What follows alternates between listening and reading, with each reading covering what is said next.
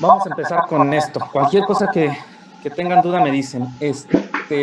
Bueno, todos ustedes ya conocen lo que es la enfermedad de COVID-19, porque COVID-19 es la enfermedad.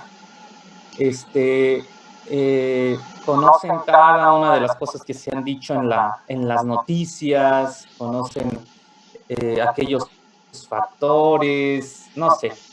Hay muchas cosas que han salido ya en las noticias, ¿no? Las mañaneras, lo que dice el doctor Gatel, etcétera.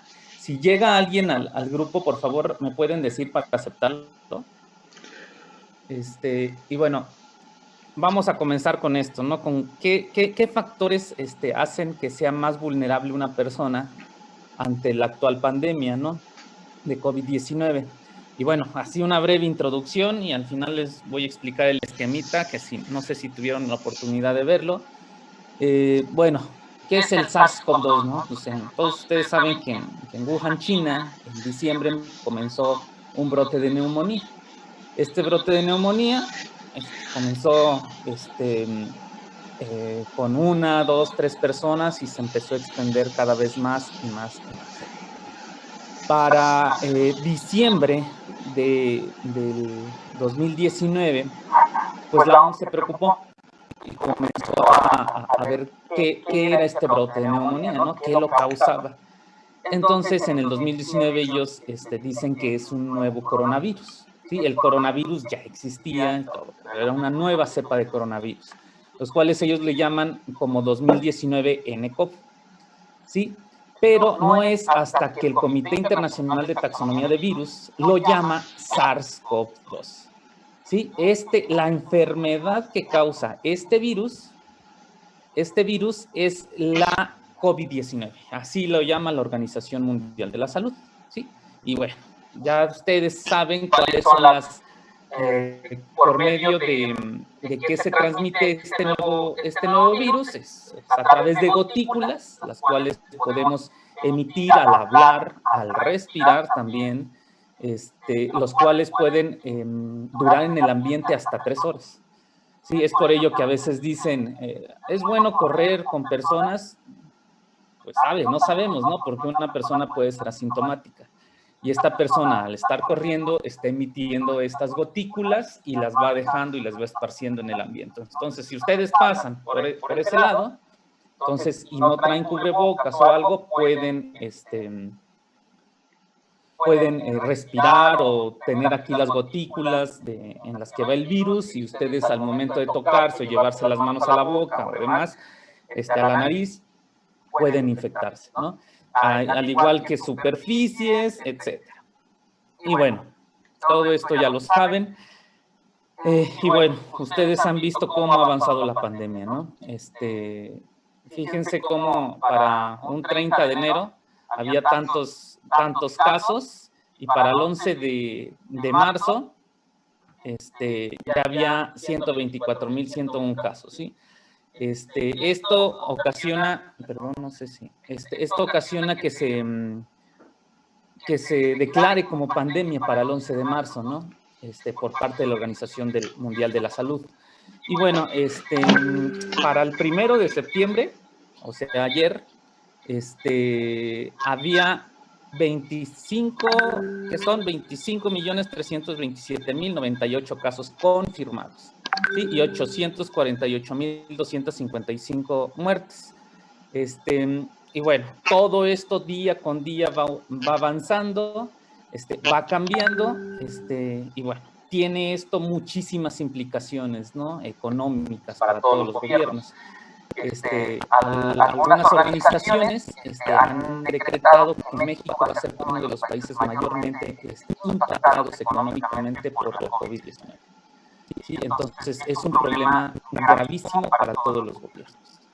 ¿Sí? Y bueno, ¿cuál es la vulnerabilidad de nuestro país ante la actual pandemia, ¿no? Ante la actual contingencia? Pues bueno, ¿cuáles son aquellos factores de riesgo que hacen más vulnerable a las complicaciones de COVID-19? Pues uno son las personas mayores de 60 años, ¿no? Que esto en las mañaneras, en las en las conferencias del doctor Gatell, lo dice muchísimo, no, adultos de 60 años, mayores de 60 años, hipertensión, obesidad, problemas cardíacos, enfermedades pulmonares, diabetes, cáncer, entre otras, ¿sí? Enfermedades autoinmunes, etc. Pero estos son los principales, ¿sí? Pero ¿cuál es la problemática en nuestro país? Pues bueno, si nos vamos en los adultos mayores de 60 años, pues existen 15.4 millones de personas en esta edad. Son muchísimas, ¿sí? Otra, hipertensión. Entonces, en hipertensión para el 2012 había 9.3 millones de personas diagnosticadas. Y para el 2018, fíjense cómo aumenta hasta más de 15 millones de personas diagnosticadas. Sí, no les digo que la diabetes es tremendo también, ¿no? Entonces, para el 2012 había 6.4 millones de personas diagnosticadas y para el 2018 ya se encontraban 8.6. Sin embargo, todos sabemos que la diabetes, cuando aparece como una enfermedad también subdiagnosticada, ya que muchas personas no saben que la tienen, ¿sí? No se hacen análisis, no van a los médicos, etcétera. Entonces, yo creo que hay muchísimo más personas con esta enfermedad, ¿sí?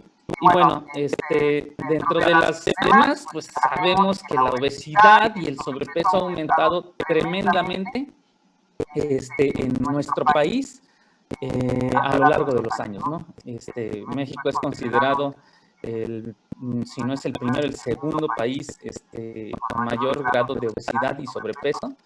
Y bueno, del tabaquismo, pues a lo largo del tiempo y diferentes entidades han estado por encima de las medias nacionales, ¿no? O sea, hay muchísimas personas que fuman, que también es otro factor de riesgo para las complicaciones de COVID-19, ¿sí? Y bueno, todo esto son datos de cuántas personas para el 18 de junio habían muerto y con qué comorbilidades.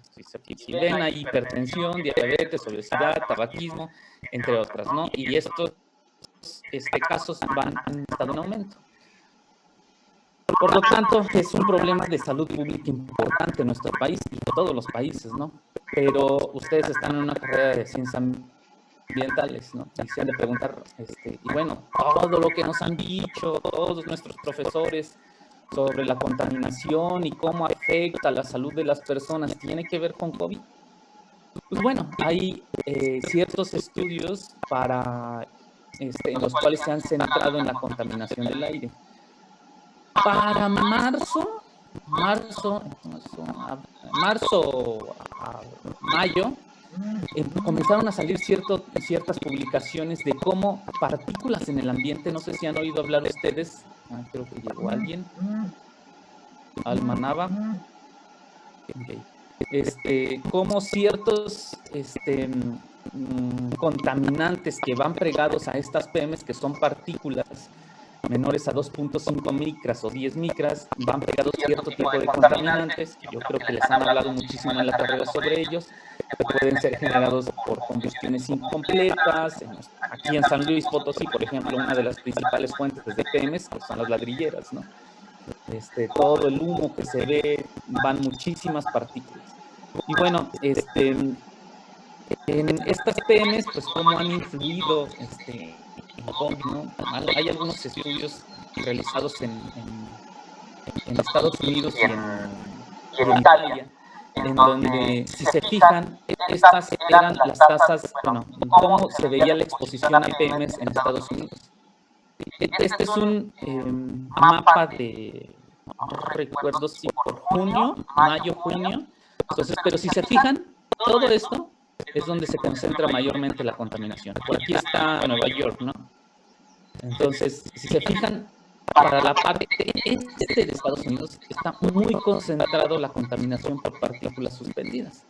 Si estos investigadores empataron el número de casos y muertes por COVID-19 con el mapa de contaminación y se centra más también en la región este. Sí, puede haber otros factores, ¿sí? Como por ejemplo Estados Unidos, en Nueva York. ¿Por qué creen ustedes, que había muchísimos casos de muertes y muchísimos contagios? ¿Alguna idea? quiero que participen también. Estaban afectados en sus vías respiratorias, tal vez, ¿no? ¿Puede ser uno? ¿Qué otra más? ¿Cuál es una de las principales medidas que han adoptado, todos los gobiernos? Yo creo que además, por ejemplo, Nueva York es una ciudad muy conglomerada donde las personas viven en edificios de mucha, o sea, muy cercanos los unos con los otros, no son espacios muy grandes y yo creo que tiene que ver también. Exactamente. El hacinamiento de las personas es tremendo en la ciudad de Nueva York.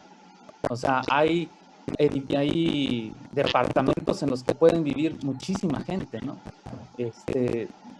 O sea, las actividades económicas en Nueva York también son muy grandes, entonces hay muchísimas personas que están viviendo en un mismo departamento. El hacinamiento es tremendo, entonces el distanciamiento social se complica. Sí, además de que muchas personas en Estados Unidos, ustedes saben, estaban en contra de los cubrebocas, hacían marchas, etcétera, ¿no? Y es tremendo el grado de propagación de este virus. Y bueno, una de esas puede ser por eso. Pero también estos investigadores ven que sí se asocian las PMs con el grado de mortalidad de la enfermedad. Sí, hay otros estudios, como en Italia, que también probaron lo mismo. De hecho, los italianos son los que se lanzaron esta hipótesis. Sí, en donde había más grado de contaminación, había más muertes por COVID-19. Sí, pero recordemos, todas sus clases les han comentado a ustedes que las partículas afectan las vías respiratorias. ¿Sí? Entonces, algunos de ustedes en algún momento me acompañaron, ¿no? Jime, Hailey, Lilian, ¿cómo están las personas, por ejemplo, los de las talleras o de los canteros? ¿Utilizan mascarillas para sus trabajos? Nada. ¿Recuerdan las cifras o cuántas personas, así aproximado, tenían problemas ya pulmonares? Pues la mayoría. La mayoría. No, y aparte es costumbre, bueno, más que nada que también son fumadores, entonces es como que otro plus, ¿no? Exactamente. Entonces hay muchísimas personas, ¿no? Debido a las actividades que ellos realizan, pueden estar expuestos a estas PMs y tienen mayor riesgo a tener algún tipo de enfermedad. Y otro factor también era que recuerdo que había mucha persona de la tercera edad también. Exacto, mayores de 60, ¿recuerdas? Exactamente, entonces estas personas están altamente vulnerables a las complicaciones de COVID, ¿sí? Y bueno, ¿cuál es el posible papel de estas partículas? Bueno, decían, oye, pero ¿qué onda? O sea, nada más, si yo estoy al lado de una fuente, ¿me voy a contagiar? Pues no, la particularidad de las partículas de las PMs son que pueden viajar a grandes distancias. Sí, entonces, hubo otros estudios en donde decían, a ver, entonces, ¿el virus se une a las PMs? Puede estar en el virus porque es muy chiquito y todos sabemos que las PMs pueden adherir bacterias, virus, contaminantes, etcétera. Entonces, algunos investigadores se pusieron a caracterizar las PMs y sí, y el virus. Entonces, hubo otros estudios en donde algunos investigadores en granjas vieron que, por ejemplo, que sus pollos tenían influenza, por ejemplo, aviar. Pero decían, ¿pero por qué si no hubo un brote aquí? Hubo un brote en la de al lado, ¿no? O a 1 kilómetro. Pues entonces comenzaron a hacer modelaciones y empiezan a observar que realmente las corrientes de aire seguían directo a las granjas de estas personas. Entonces, las partículas de la anterior granja con las de la granja vecina, y entonces eran prácticamente las mismas. Entonces, ellos concluían que el virus puede viajar junto con las PMs grandes distancias y que puede ser viable el virus además. ¿Sí? Una cosa es que vaya y no sea viable, la otra ahí iba viable. ¿sí? Y bueno, estas preguntas, de acuerdo a todos los estudios anteriores, se las comenzaron a hacer diferentes tipos de investigadores, ¿no? De que si el SARS-CoV-2 podía ir adherida a las partículas y si era viable, ¿no? Y bueno, todos sabemos, ¿no?, que la contaminación del aire puede ser factor de riesgo para diferentes tipos de enfermedades, pero si se fijan, estas enfermedades, pues son muchos factores de riesgo para las complicaciones del COVID-19, ¿sí? Entonces, es un tremendo problema para poblaciones que tengan contaminación, además de la coexposición a ciertos tipos de virus, en este caso al SARS-CoV-2, y todo esto puede agravar las complicaciones de la nueva enfermedad que es COVID-19. ¿Sí? Y bueno, ¿cuáles son aquellos sectores con alta contaminación en México? Pues hay muchísimos, ¿no? Uno de ellos es el sector ladrillero. Todos sabemos que generan múltiples contaminantes, se queman muchísimas cosas. La verdad, yo también quería hacer con ustedes digamos, algo experimental, ¿no? Pero que conociéramos un escenario, las necesidades de la población. Esa era mi idea también con la parte de biología molecular, que ustedes generaran un mini proyecto teórico, ¿sí? Con una tesina, háganme cuenta, y que propusieran algo en biología molecular. Pero bueno, debido a todo esto, pues probablemente no alcancemos, ¿no? Pero si ustedes se fijan, queman muchísimas cosas, se generan también múltiples contaminantes y las medidas que ellos toman es nula, ¿sí?, para todas sus actividades. Y bueno, todo esto es lo que queman, fíjense. Aquí hay aparatos eléctricos, llantas, ropa, hay de todo en estas ladrilleras. Si se fijan, estas ladrilleras se encuentran en el patio de las casas, ¿sí? Entonces, este escenario se convierte en comunidades contaminadas prácticamente, ¿no? Van de los patios a las casas, convirtiéndose en núcleos familiares contaminados, y hay muchísimas casas alrededor, entonces son comunidades totalmente contaminadas con diferentes compuestos.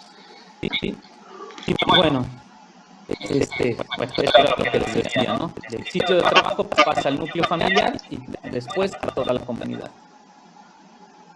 Y miren, esto es lo que les decía un poco aquí. Estos son resultados que hemos obtenido. Ustedes pueden decir aquí, pues, son muy pocos, son muchísimas personas que salieron con parámetros de espirometría. Nosotros realizamos espirometrías, radiografías de tórax, realizamos diferentes reuniones, pesamos, medimos, etc. Y fíjense aquí, el 86% de los trabajadores presentan sobrepeso y obesidad. Muchísimas personas. Y los que no presentaban eran muy jóvenes, ¿no? Entonces, y cerca del 20% de la población eran diabéticos. Y no lo sabían. Solamente yo creo que, bueno, los que hicieron,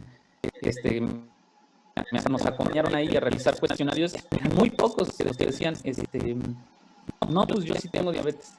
Cuando vemos los resultados, aparecieron muchos más. Y no puse aquí los prediabéticos, ¿sí?, que también son muchísimos. Y bueno, si se fijan, cuando nosotros realizamos espirometrías para ver las funciones pulmonares, ya con la interpretación del neumólogo, el doctor Gómez, nos da estos resultados. ¿Sí? Pues mira, hay un 12% obstructivo, un 8% restrictivo y un 80% no. Entonces, entonces, ella me dijo que todos, pues clínicamente, cuando nosotros revisamos la radiografía de tórax y la interpreta el neumólogo, él nos comenta prácticamente 80% se va a ir a un patrón restrictivo tarde o temprano. Ellos ya tienen un daño. Entonces, si se fijan aquí, lo que es la parte de la columna se encuentra de lado. Entonces, esto está provocando también daño en los pulmones. Entonces, no soy experto, pero los médicos interpretaron esto junto con otras cosas también de aquí de radiografía, y entonces él nos decía, es que 80% prácticamente se te va a ir a restrictivo. Entonces, las personas que están ahí sí están muy dañadas. Y bueno, entonces, esto es lo que hay aquí en las ladrilleras. De acuerdo a todo lo que les platiqué del COVID-19, fíjense cómo probablemente este es un esquema de cómo puede estar un virus en las partículas en escenarios ladrilleros y cómo puede viajar grandes distancias. Pues todos sabemos, ¿no? Las personas no se cuidan, usan mascarillas y si ellos están trabajando en los sitios, entonces pueden emitir diferentes gotículas que pueden ser mayores a 5 micrómetros, otras menores. Las mayores a 5 micrómetros pueden viajar de 1 a 2 metros y depositarse en ladrillos. ¿Sí? ¿Y qué hacen estas personas ladrilleras? Van, lo venden y entonces las personas que están trabajando en los otros sitios, saben ustedes que agarran los ladrillos, comienzan, no tienen medidas adecuadas para limpiarse, etcétera, entonces pueden infectarse. Las gotículas menores a 5 micrómetros, que se llaman núcleos goticulares, estos sí pueden viajar más de 7 metros. Sí, y estas gotículas sí se pueden depositar en las PMs. Y si una persona está asintomática, está infectada, los virus se pueden unir a las PMs, que van en gotículas, y pueden viajar aún más distancia, ¿no? Y imagínense esto en una ladrillera y ahí hay muchísimas familias, muchas casas, etcétera, entonces pueden estar en mayor riesgo de contagio. ¿Sí? Este es un esquema, este es un artículo que estamos escribiendo, entonces esta es una hipótesis que estamos generando, ¿no? Y bueno, ¿a qué viene todo esto, no? ¿A qué, con todo lo del virus, con todo lo de biología molecular, etcétera? Actualmente, desde marzo, nosotros nos fuimos a nuestras casas, estuvimos checando todo lo del virus, ¿no? El doctor Fernando era, yo creo, una de las personas que decían, ¿de qué me sirve la biología molecular? ¿Para qué me sirve lo que yo hago, ¿no? Y es la típica pregunta que hacen siempre cuando hay una defensa de tesis o de doctorado. Entonces, yo le contestaba, y a veces estaba renuente de que la inmunología, que la toxicología celular, que la molecular, que todo cambia por todo, si me echo en café, esa molécula se va a matar, que los que todo el ROS, pues no. Entonces, hay muchísimas cosas, ¿no? Entonces, nosotros cuando tratamos de realizar esto, nos llevó 2 semanas y se me hace poco para realizar todo lo que plasmamos en este dibujo, ¿no? Bueno, se los explico así a grandes rasgos y ahorita vamos a hacer preguntas o lo que ustedes tengan. No sé si sepan que el virus SARS-CoV-2 puede entrar por, bueno, ustedes saben que entra por nariz, boca, ojos también. Entonces, va hasta el alveolo y por algunos receptores, que son los ECA2, se une a los neumocitos y trasloca adentro del neumocito y hay una replicación viral. Y esta replicación se empiezan a hacer más virus, estos van hasta el alveolo y cuando están en el alveolo hay unas células que se llaman macrófagos alveolares. Estos macrófagos lo que van a hacer es que van a tratar de combatir al virus, tratando de fagocitarlo y liberando especies reactivas, etcétera, para tratar de quitar la membrana de estos virus, ¿no? Pero cuando no puede este macrófago hacerlo, empieza a secretar muchísimas sustancias que se le llaman citocinas y miocinas. Estas sustancias, ¿sí ven el apuntador? ¿La flechita? No. Sí. Estas sustancias, entonces, lo que van a hacer, van a llamarle a más células que están en torrente sanguíneo. ¿Sí? Entonces, IL-6, IL-1 y IL-10, unas miocinas estimulan a diferentes células de aquí del endotelio para que exprese cierto tipo de receptores, y cuando van los monocitos aquí rodando, se le pegan a estos receptores que están sobreexpresados. Y después este receptor lo que hace es de que, perdón, esta célula lo que hace es que cambia de forma y transmigra al alveolo. Y entonces se empieza a ver muchísimas células aquí. Sí, muchísimas células que van a tratar de eliminar el virus. ¿Sí? Pero, ¿qué pasa cuando hay muchas células? Este monocito se va a empezar a transformar en macrófago y va a secretar también más IL-6 y no va a poder combatir al virus. Entonces, empiezan a secretar muchísimas de estas citocinas. ¿Alguien sabe qué es la IL-6 y L1 beta? O sea, ¿en qué grupo de citocinas se encuentran? TNF-alfa. Son citocinas que proinflamatorias. Sí, son citocinas proinflamatorias. Entonces, hay muchas células, hay muchas citocinas proinflamatorias que creen que va a haber aquí un ambiente de inflamación. Sí, entonces se van a empezar a adelgazar todas estas células. Estas células van a entrar en constante estrés. Entonces van a entrar en apoptosis y van a empezar a eliminar, entonces se va a empezar a dañar el alveolo. Esto es lo que pasa con las personas, ¿sí? Que se infectan por SARS-CoV-2. ¿Sí? Y bueno, ¿pero qué pasa? ¿Solamente aquí se queda el virus? Pues no, este virus también se encuentra en sangre. Sí, puede encontrarse en sangre, puede viajar grandes distancias y depositarse en otro tipo de órganos y ocasionar otro daño. Sí, entonces, por ejemplo, aquí, ¿qué está pasando? Cuando el virus puede aumentar la cantidad de neutrófilos. Sí, estos neutrófilos tienen una actividad que se llama de atrapar cierto tipo de sustancias, crear redes. Sí, crear redes y atrapan virus, bacterias, etc., ¿no? Para que no avancen y no ocasionen los daños. Sin embargo, cuando hay un exceso también de formación de redes. Y esta formación de redes lo que va a provocar es que se llamen plaquetas, se activen cierto tipo de factores y que formen coágulos. Por eso actualmente se está estudiando esta parte en SARS-CoV-2 porque mucha gente está falleciendo de infartos cerebrovasculares. Sí, y muy posible que sea por la formación de que se les llama trampas extracelulares, estas redes. ¿Sí? Entonces empiezan a formar coágulos y hay accidentes cerebrovasculares. Y bueno, pero ¿qué más pasa? ¿Solamente el virus o esto? Pues no, nos dimos a la tarea de investigar múltiples cosas. Y si se fijan, hay glucosa que va en torrente. Esta glucosa, cuando pasa dentro de la célula para generar energía y todo esto, activa también cierto tipo de moléculas que en este caso son PAD4, que estas PAD4, cuando se junta con un cofactor, hay una descondensación de la cromatina, ¿sí? Y esta descondensación de cromatina hace que se formen los llamados NETs, las trampas extracelulares de neutrófilos.